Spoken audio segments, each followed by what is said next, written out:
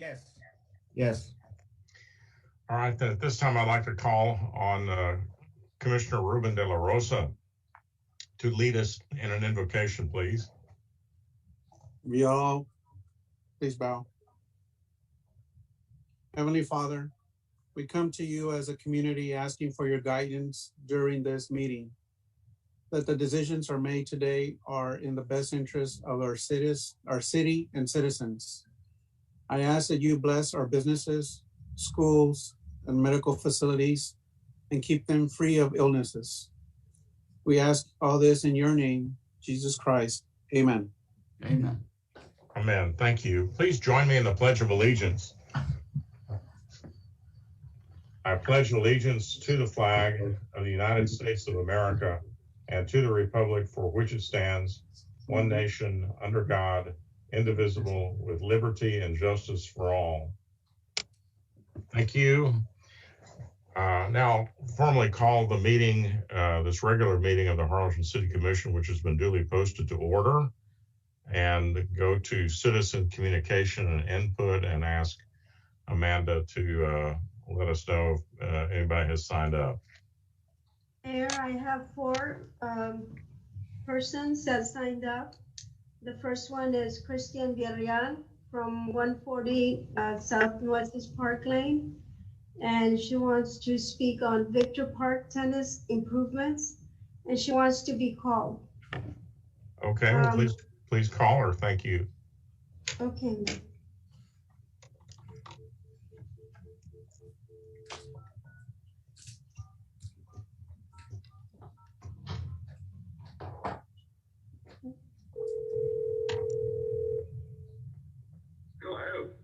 Hello, this is Amanda from the city of Harlingen, and Christian Villarreal signed up to speak regarding the Victor Park tennis improvements. Yes, Christian, that is me. Oh. I'm not actually a she, but it's okay. Okay, sir. It happens. Okay. Maybe. I'm gonna set the clock at 2 minutes, so I'll let you know when to start. Okay. You may start right now. Okay, hey, Mr. Mayor and commissioners, I come here today to talk about Victor Park tennis improvements, and I want to say thank you so much for what you have done in a speedy pace. I want to give you a little bit of story here. I'm not gonna get 2 minutes, but I ran into Commissioner Uribe back in November, and I had told him about the improvements needed there. And he said, hey, just give me your email. We'll see what happens. And then, voila, soon, right away, I had Dan Sedna and, oh my gosh, the city park. Javier Mendez? Yes, Javier Mendez. And he came back with a plan of action. And not only gave me a plan of action, and so like the improvements happened like in December. And then after December, he gave me another plan of action what the next step was. So I just want to say kudos to him, Dan Sedna, the commissioners, and the city. I mean, y'all did such a great job and it's still going on. I hope it still continues to go on with Victor Park because it's right off the expressway. And I just want to say kudos because of the fast work. I mean, one more other story before I go. My wife, Bonnie, was on the Parks Board back in 2012, and I found some old boxes back there. And like Victor Park, those improvements were supposed to be done. I mean, those were in the plans back in 2012 as well. So from 2012 to now, there could have been some improvements there. I don't know exactly for sure if there were or not, but I just want to give thanks to the staff for doing these improvements right away within the last couple of months.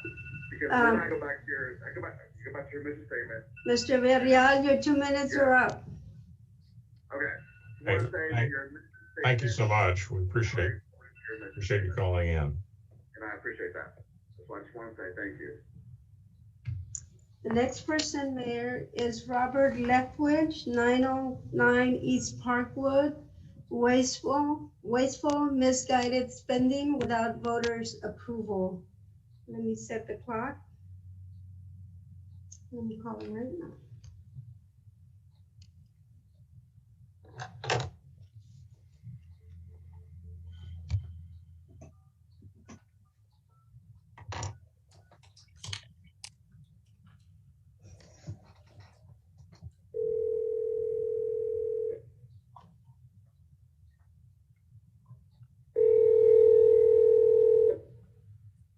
Hello. Robert, this is Amanda from City Hall, and you signed up for Citizens Communication. I'm going to set the clock at 2 minutes. 1 moment, please. You may start now. Okay, Mayor, Commission, I just wanted to say that the recent article where you guys are trying to move forward with the second phase of the destination park is misguided. That money should not be allocated or voted to spend until after the election. 1, 2, it should have been put on a voter referendum considering the amount of that money. I've heard in the past that this 4B money cannot be used for drainage and infrastructure, and according to the local government code, it can be and it should be, and it also should be used for a better form of economic development, which it's not going to be if we use it for what you guys are designating it for. That's the poorest form of economic development investment you can make is what you're doing with it, and anything like that should be brought to the voters. I also wanted to point out that as you have on the agenda, the Texas Water Development Board item, you're just now negotiating a flood planning study, and you're already in phase 2 of park spending in the 4B fund balance. I think that money should be used for whatever potential grant funding match money may be required for drainage throughout the city. I think that would be more important than building a amphitheater in a flood area like Swansea Hill, where people are already paying triple the flood insurance that they were 2 or 3 years ago because of the recent flood. I ask that y'all just table any further consideration of that spending on phase 2 until that's settled. I'm going to rest with that. Thank you.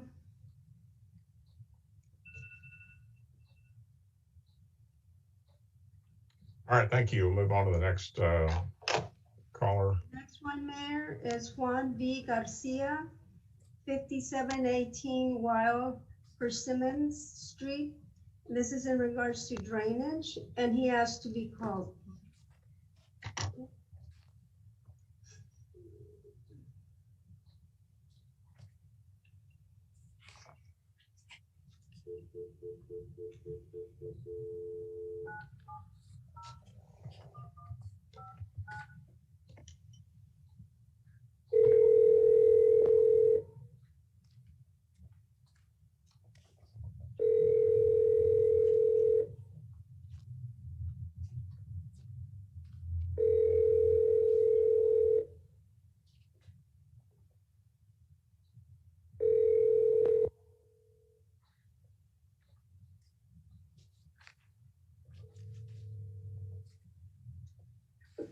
Hi, this is Juan B. Garcia. Sorry I missed your call. Please leave a message after the tone. Thank you.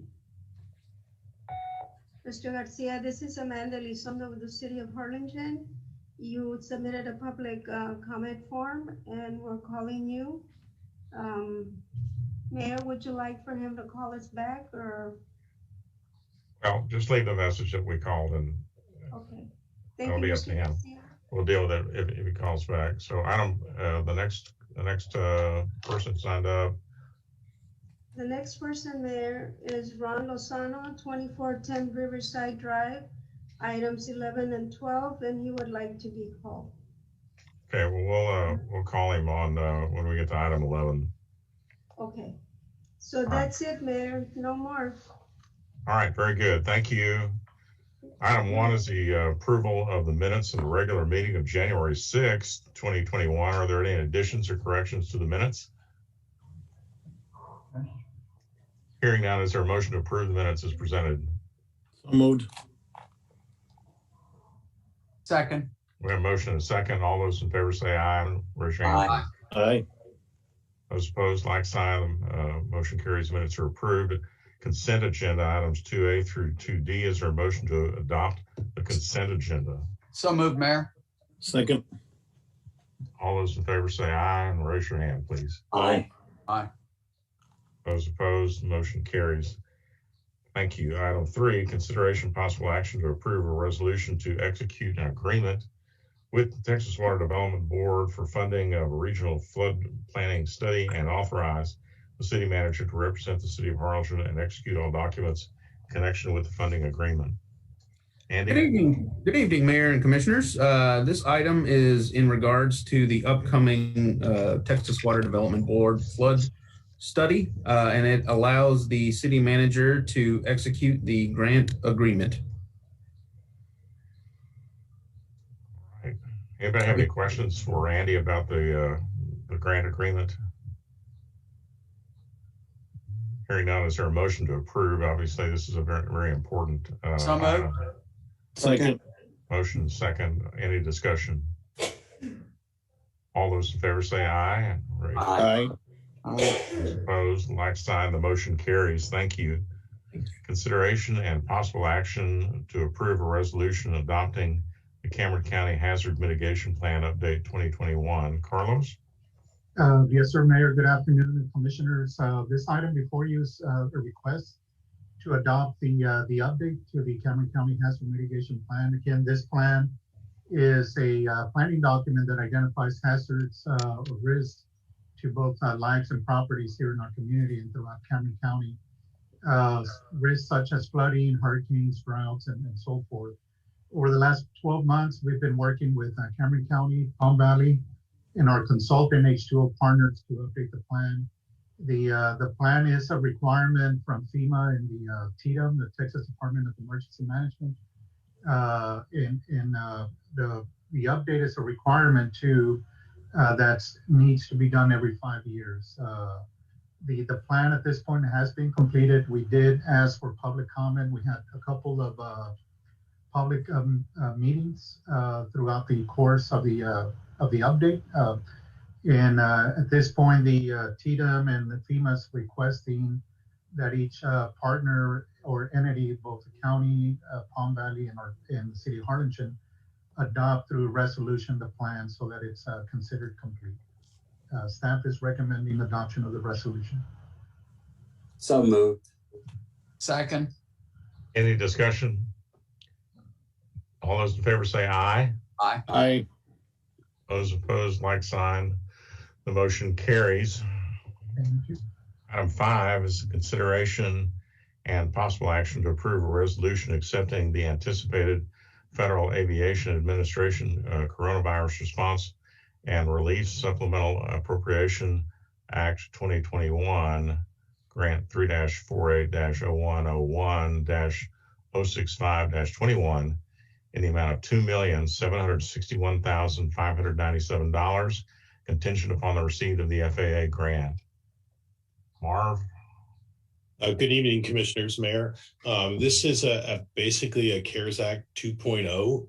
It is under the Corona Response Relief Supplemental Appropriations Act that came out. There was $2 billion that were set aside for airports for operational and maintenance in response to COVID relief. They were divvied out, the funds were divvied out based on the employments at each airport. That puts us at $2,761,597 for the first grant for operations and maintenance here at the airport.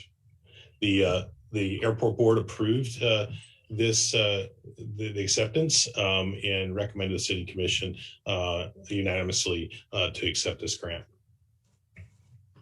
Motion to accept. Motion. I'll second that. Okay, I believe as motion was by Commissioner Leal and seconded by variously De La Rosa. Okay, we'll pick one. De La Rosa. Any discussion or questions? All those in favor say aye. Aye. Aye. Those opposed, like sign.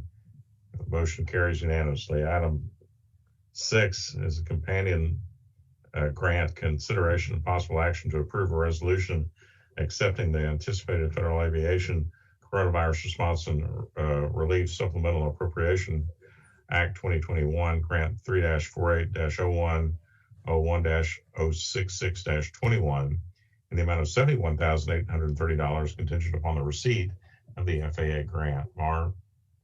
Yes, this is like the mayor said, a companion grant. The use is the only thing different in this grant. We can utilize this money to actually reimburse ourselves for abatement and or accommodations that we make for a rental for concessionaires inside the terminal building. So that's the only difference between this grant and the prior. So this grant doesn't cover the stuff that you do for use. It's more for your concessionaires. Yes, it's for concessionaire relief, for rental relief and we'll utilize that for our food and beverage and news and gift concession relief inside the terminal building. Thank you. Motion to accept. Second. A motion and a second. Any other questions or discussion? Just a great job, Marv. Thank you for the work and all of your staff. I really think we have the best run airport in the country. So yeah, I hats off to you and the continued hard work you continue to do for us. If the article in the paper was correct, we got the lion's share of what was distributed in South Texas, it looks like. There's no doubt. And I appreciate it, the comments, and I'll make sure I pass them on to our team. We have a great team out here.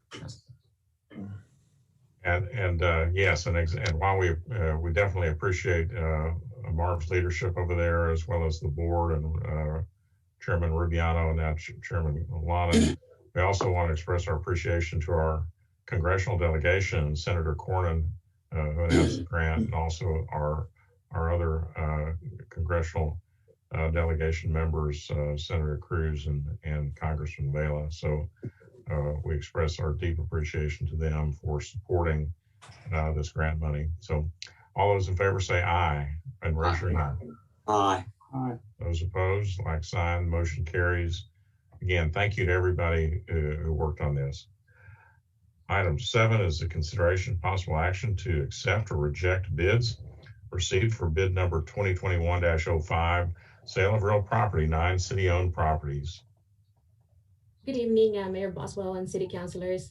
In the beginning of this year, the city solicited bids for 9 surplus properties currently owned by the city of Harlingen. We received a total of 2 bids, which have been included in your agenda packet for your consideration. Statute does state that City Commission is not required to accept any offer or to complete the sale. Staff recommendation is to accept the 2 bids as presented. These are vacant properties in great need of redevelopment, and they would ultimately generate revenue for the city through permit fees or ad valorem taxes. This is an action item to either accept or deny the bids received. A resolution has been drafted by legal department should your decision be to approve and proceed with the sale of the properties. All right. Does anybody have any questions for Anna about this, these bids? If not, is there a motion to accept or the bid as presented? So moved. Is there a second? Second. Second. Any other discussion? All those in favor say aye and raise your hand, please. Aye. Those opposed, like sign. Motion carries. Item 8, consideration and possible action to enter into an affiliation agreement with Texas State Technical College to facilitate access to students who will provide clinical assistance in relation to prevention of COVID-19 and the administration of vaccines. Josh? Good afternoon, Mayor and Commissioners. This item before you is requesting authorization to allow us to enter into the agreement, an affiliation agreement with Texas State Technical College to facilitate access to students. This is to help us through the vaccination process and also providing the technical support that we need while administering these vaccines. We recommend that you allow us to continue doing this. Question. When you say students, please identify what type of students. These are college students already met the requirements, state requirements for administering vaccines. And so are these the nursing students? We're not talking about welding students, are we? Correct, sir. Correct. We're identifying directly the nursing program from the college. Okay, just to clarify. Yes, thank you. Did they help with the vaccine clinic last week? No, sir. We had some other students from Okay. Health Science Center and UTRG, but they're eagerly waiting to help us. All right, very good. Any other questions or discussion? Was there a motion to approve the affiliation agreement? So moved. Second. We have a motion and a second. Any other discussion? All those in favor say aye. Aye. Those opposed, like sign. The motion carries. And you know, I think that we will be receiving, hopefully soon, a lot more vaccine, and we will be needing a lot more help. And so this is lining things up to be able to effectively and efficiently continue our programs here of administering the vaccinations. So thank you for getting this done. Item 9, consideration and possible action to enter into a memorandum of understanding with the Texas Department of Health Services to exchange patient information on their MTRAC 2 system. Josh? Mayor, Commissioners, again, this item is in relation to the COVID-19 vaccine clinics that we're hosting. We're requesting your approval to enter into this MOU with the state to continue utilizing their software system to enter patient information as needed as we administer the vaccines for our residents. We recommend approval. Is there a motion to approve the memorandum? So moved, sir. Second.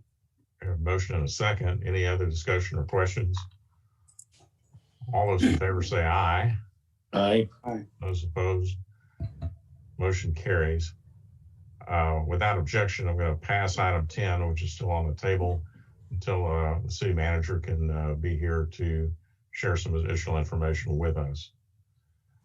Item 11, consideration and possible action to approve the use of the community center as a standby shelter to assist Loaves and Fishes with immigrants in Harlingen.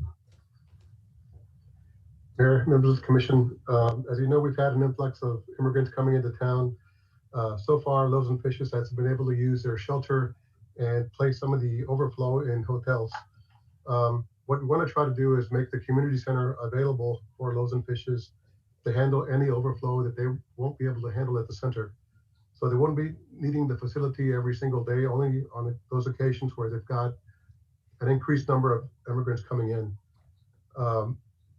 The city manager has authorized us to place this on the agenda for your approval. And if there's any funding that would be needed, Loaves and Fishes would use the $75,000 that the city made available for immigrant care at the last meeting. So staff is recommending approval, and the only thing they would need from us is a facility. Loaves and Fishes would actually provide the labor and any other supplies that would be needed. Staff recommends approval. May I ask a question? Mayor?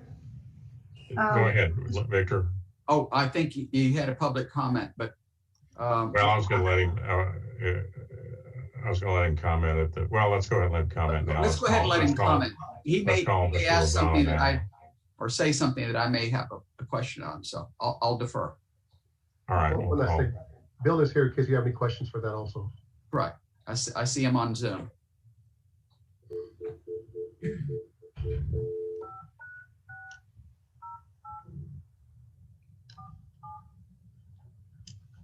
Okay, he'll ask him to make his comments on both 11 and 12 at this time.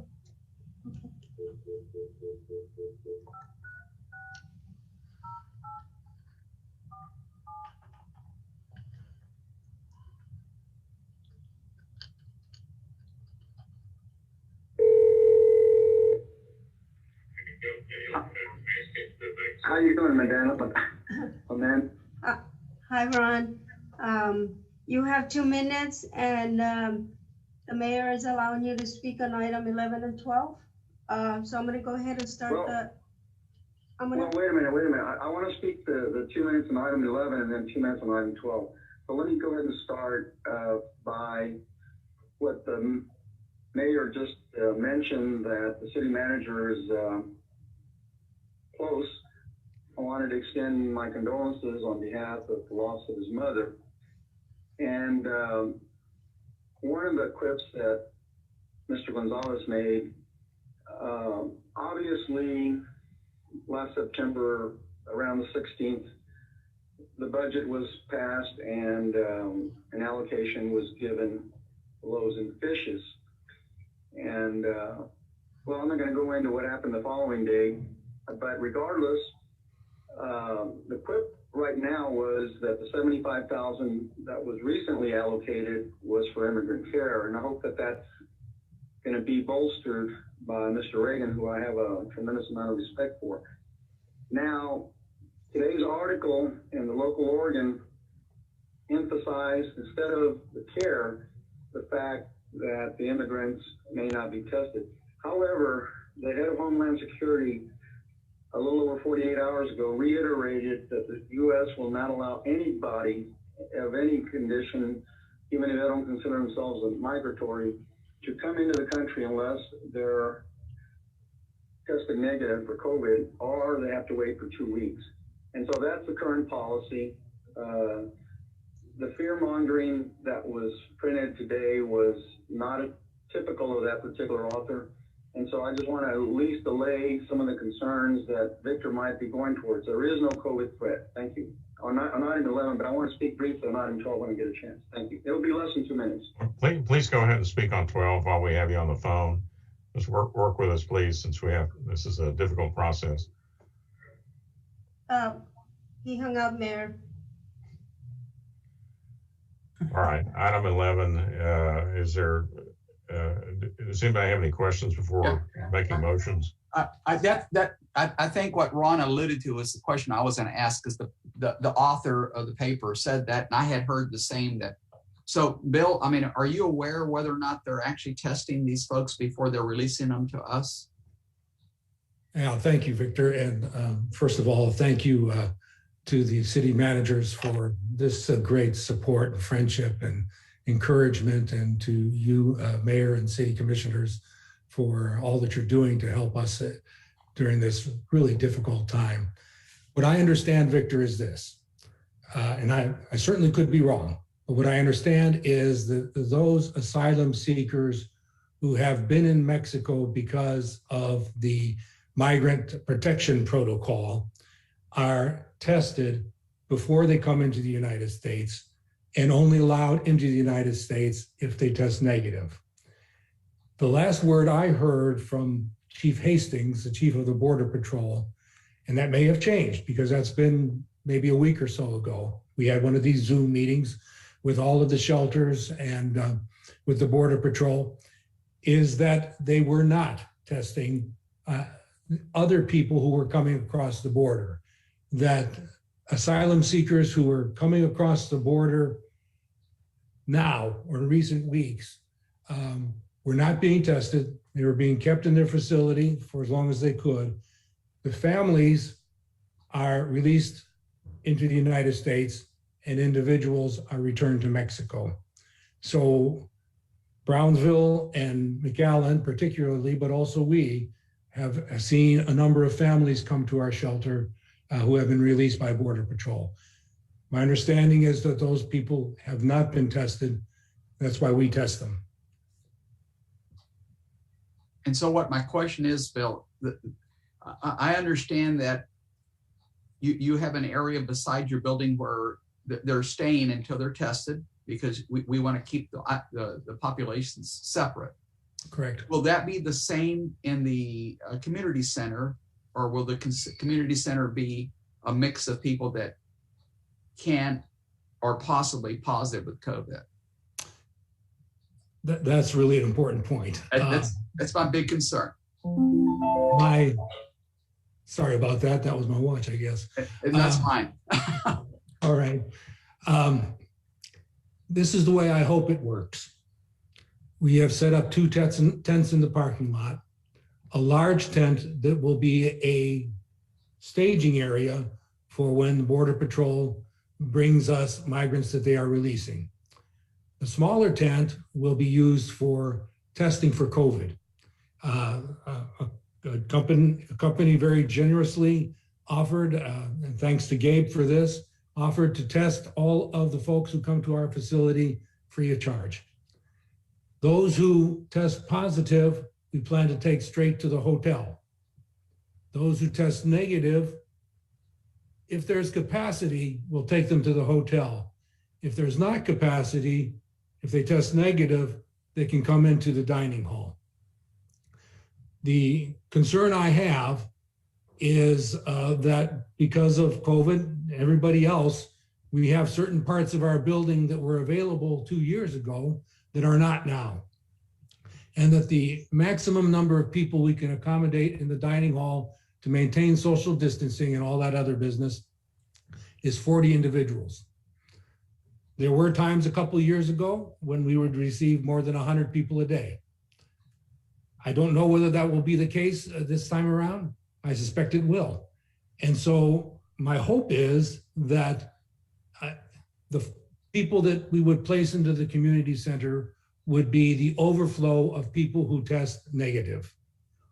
Although, you know, if there's no place else to put the positive people, we might have to do that.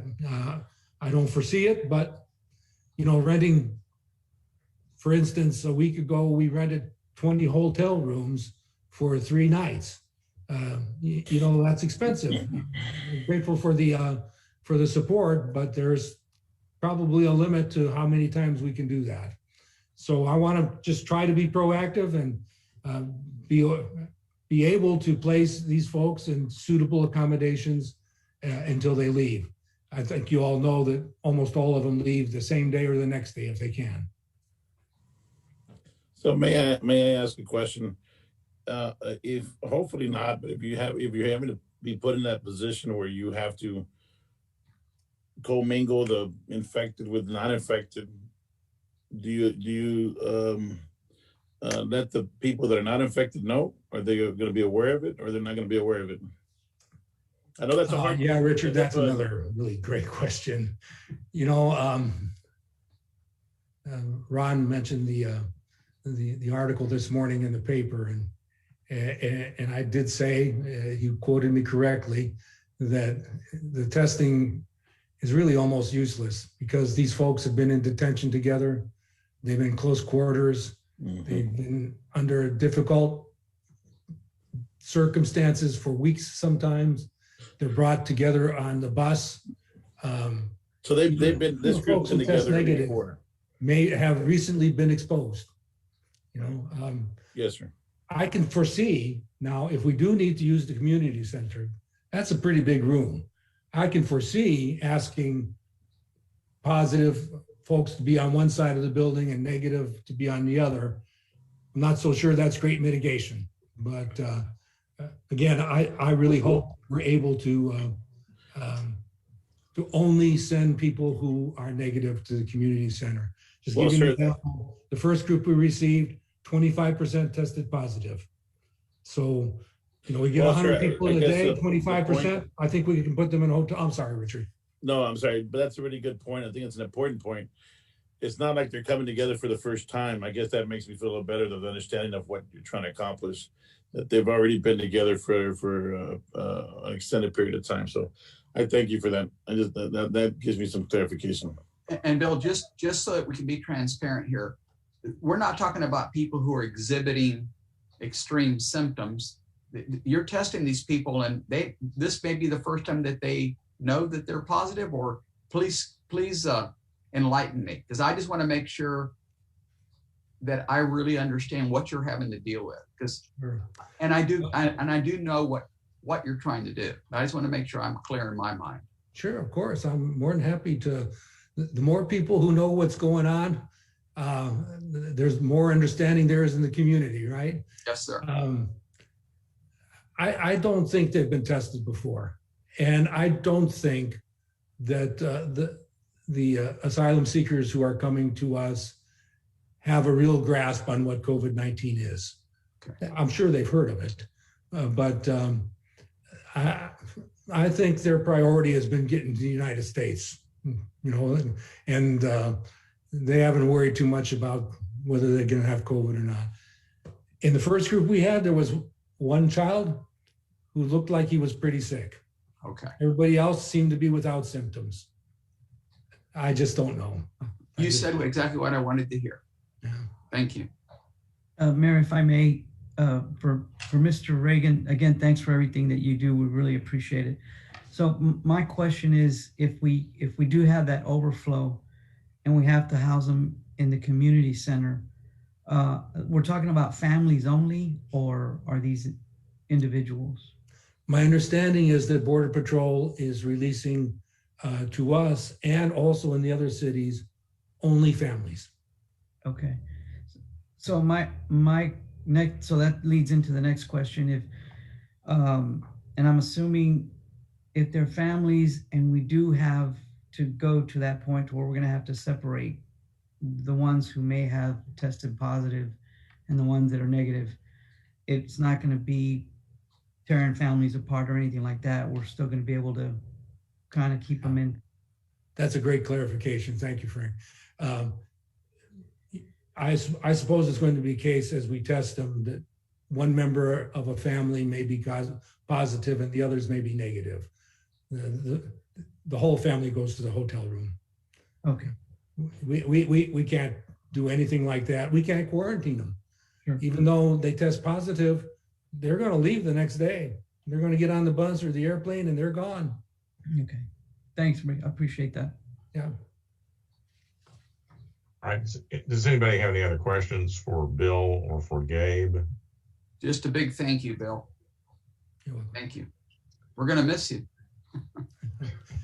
Well, I'm he's not going anywhere. He's not going anywhere. Behind me. We're gonna. Oh, no, but I mean, he may not be over there at Loaves and Fishes, but that's my point. We've still got him. No, we need him at Loaves and Fishes. So okay. All right. We'll take care of Loaves and Fishes just fine. I'd like to make the motion that we move forward with this, Mayor. All right. We have a motion. Is there a second? Second. Is there any other discussion? I think the important thing to remember here is that these families are being, or individuals are being released into the community by the Border Patrol. And whether we want them to do that or don't want them to do that, they are doing it. And Loaves and Fishes is for our community undertaking the burden of trying to assist with the orderly transition as they move from point A to point B. And everyone rightfully and appropriately thanked Bill and his team for doing what they're doing. And this is just to help him and that organization, Loaves and Fishes, fulfill their mission and provide backup in case their facilities and the hotels can't accommodate the release of these individuals. So again, I want to express my appreciation to Loaves and Fishes for what they're doing, because I think this is a better solution than just not having any solution. All right. All those in favor say aye. Aye. Those opposed? Motion carries. Thank you all. Very Thank much. you. Thank you, Bill, for being here tonight. Item 12 is consideration of possible action to approve a resolution appointing an early ballot board presiding judge and alternate presiding judge and presiding judges and alternate presiding judges to serve as election officials on election day for the city of Harlingen, May 1st, 2020 general election. Let's go ahead and call Mr. Lozano back, telling me he has 1 minute. Perhaps he did not hear that I asked him to speak on both items when he was called the first time. So we'll go ahead and call him this time but in the future, he'll have to abide by the rules that we set up regarding And citizen we'll set them up. communication. Did I understand correctly, Mayor? Set them up for 1 minute?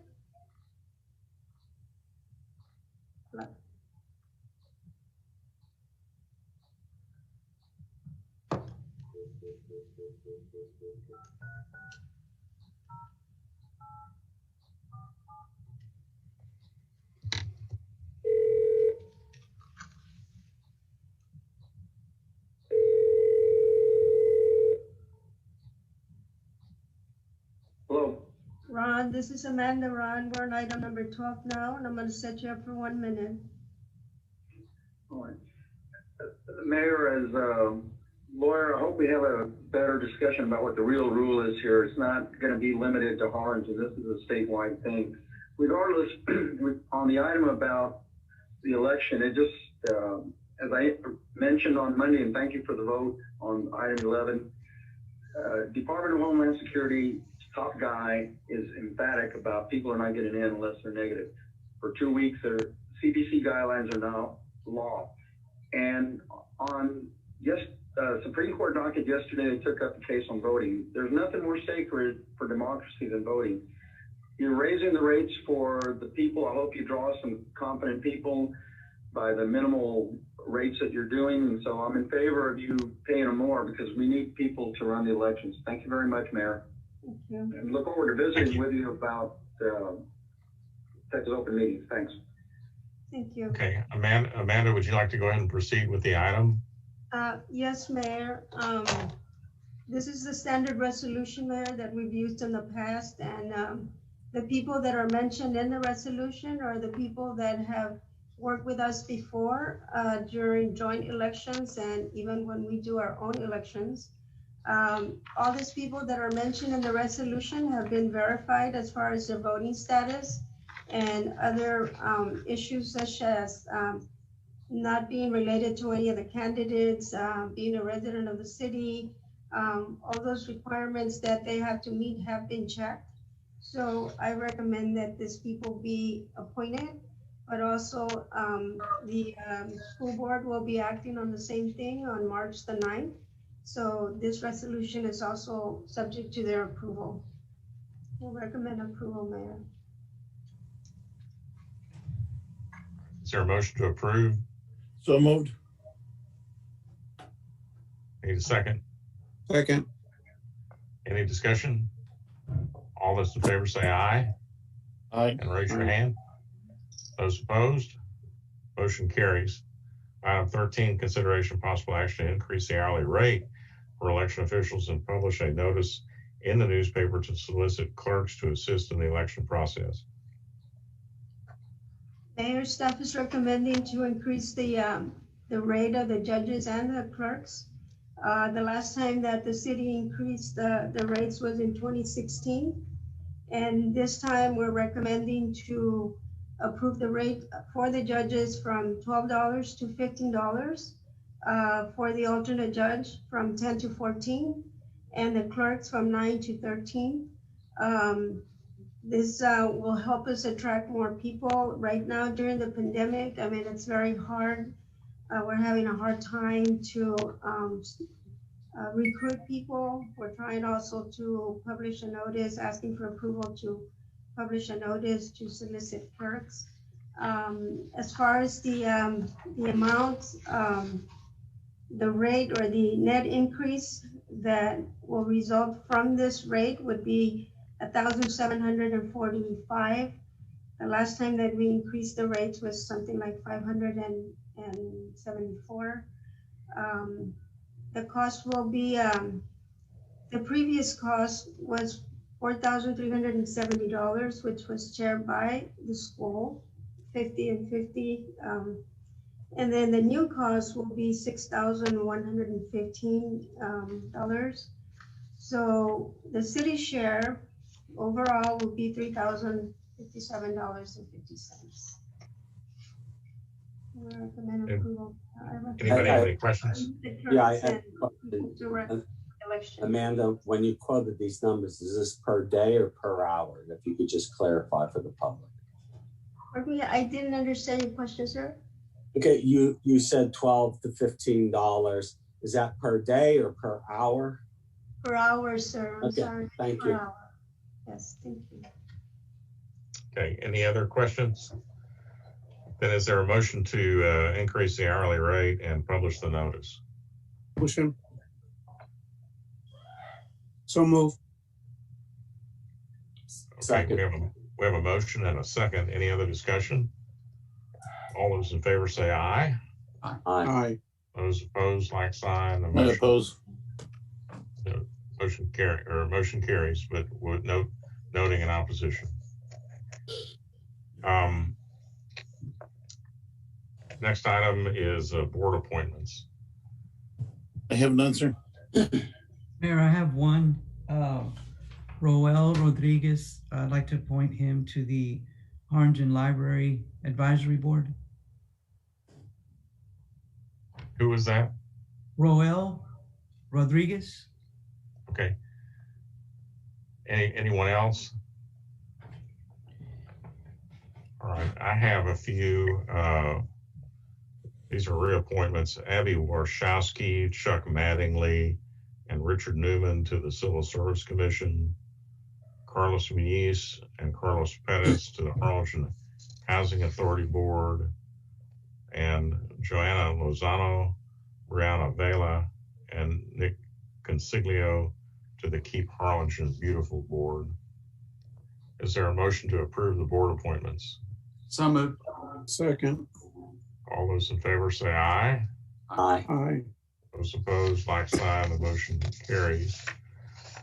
All right, item 15 is an executive closed session on the following items. A, attorney consultation pursuant to section 551.071 Texas Government Code.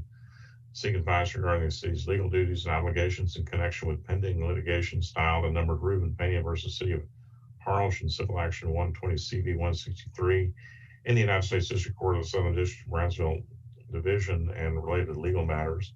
And B, economic development negotiations deliberation pursuant to section 521.087 Texas Government Code to deliberate the offer of financial and other incentives to a business prospect regarding the development corporation of Harlingen performance agreement pertaining to project Sunroof. Is there a motion to go into executive session? So moved. Second. All those in favor say aye. Aye. Aye. Those opposed. Ladies and gentlemen, if you're following live streaming, we're going to go to another room and conduct our executive session, consult with our attorney, and we will be returning to this live stream open session when we're done with that. Thank you.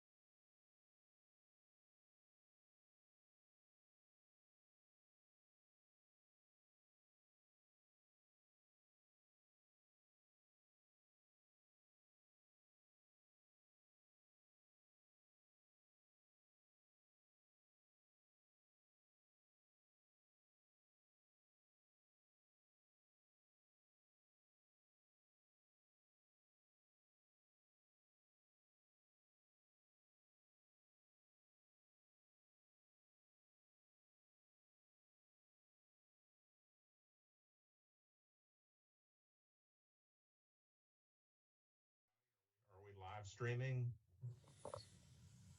Yes. All right, then, ladies and gentlemen, we are out of executive session at 6:39 p.m. And we're going to go to item 16, which is consideration and possible action regarding the Development Corporation of Harlingen performance agreement pertaining to Project Sunroof. Is there a motion to approve the performance agreement as presented in the executive session? So moved. Second. We have a motion and a second. Is there any discussion? All those in favor say aye. Aye. Raise your hand. Those opposed? All right, the motion carries, and that concludes our business for the evening. Thank everybody for their cooperation, and stay safe, be careful, and we'll see you at the next meeting. Thank you. Bye. Bye-bye. Night, everyone.